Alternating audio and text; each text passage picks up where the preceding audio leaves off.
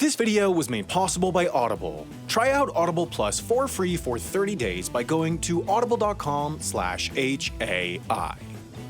So, you want to totally ruin a fun little game from your childhood? You've come to the right place. Here's how to never lose Tic Tac Toe. Step 1. Go first. It's usually best to say something like, "Do you want me to go first? I don't really care," and then make a move before they can respond. And when you go first, go in one of the corners.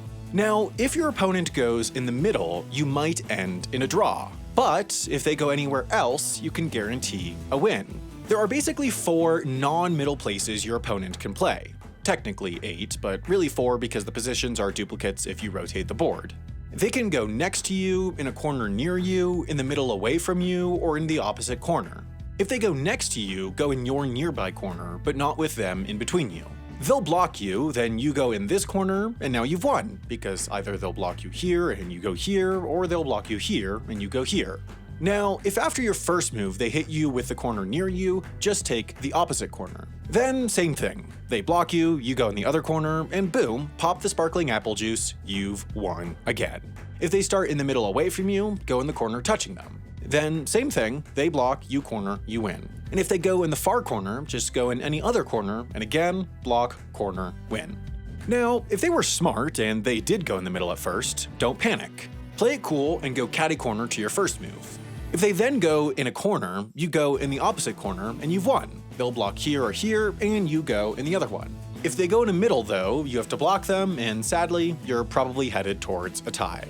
So how do I know all this? Well, because I read the Tic Tac Toe Wikipedia page. Well, actually, I didn't read the Wikipedia page. I paid a writer to read it for me, which I was able to do because years earlier I read the Wikipedia page on capitalism.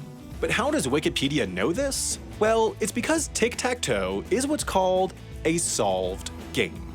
Like ice cream flavors at a store that has very few ice cream flavors, solved games come in 3 types. The first type of solve is called Ultra Weak, which incidentally is also the type of jokes we use in these videos. Basically, it means that the value of the start position is known. That value can be one of a few things. Either the first player can always win, the second player can always win, or one or both players can always force a tie. The thing about an ultra weak solve, though, is that while you know the starting position's theoretical value, you don't actually know what the winning strategy is. For example, there's a mathematical proof by Nobel Prize winner and subject of the 2000s Worst Best Picture winner, John Nash, showing that a game of hex on an end-by-end board can always be won by the first player.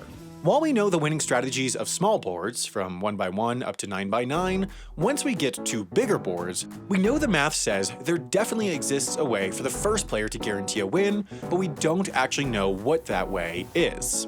The second type of solve is a weak solve.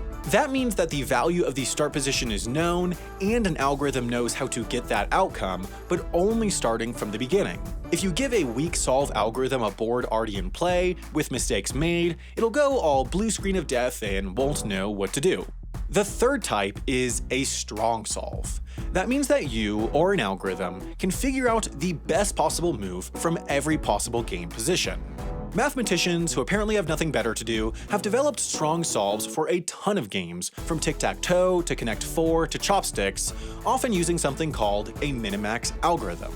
To understand, let's rip off Black Mirror and become an algorithm by doing a minimax-style analysis of a game played between our 2 beloved mascots that we've always had. Giraffe is interesting, and Calf is interesting.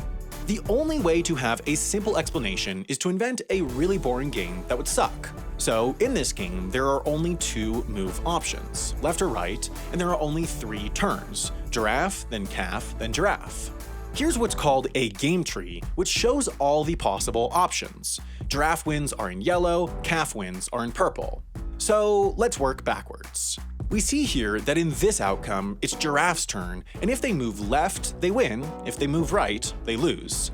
They'll always move left to win, so this position is a guaranteed giraffe win. And in this position, they win either way. That means on this half of the tree, no matter what calf does in its move, giraffe will win. But on the other side, in this position, calf always wins, no matter giraffe's second turn.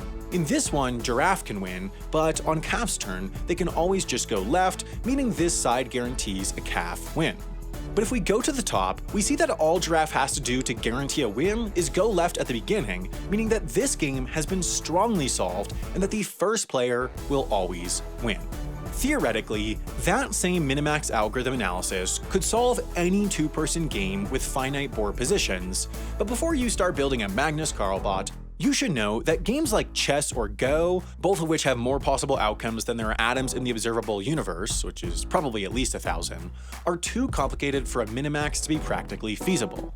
For the time being, you'll just have to settle for ruining Tic Tac Toe for your friends and family. Remember, it's technically not cheating, it's just being a tool. You know what else feels like cheating but isn't? Listening to audiobooks. You get all the incredible storytelling of reading a book, plus the superior smug feeling of reading a book, without actually having to make your face holes read a single word squiggle. And the best place to listen to audiobooks is on Audible, the leading provider of spoken word entertainment.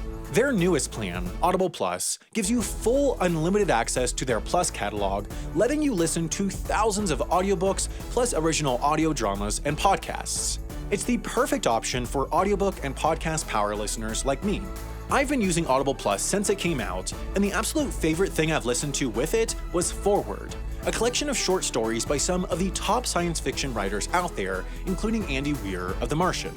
The best thing about Audible Plus is that it's unlimited. You can try as many titles as you want, and it still costs the same, so you're guaranteed to find something you like, and you can listen to Forward or anything else in their catalog for free for 30 days by going to audible.com/HAI.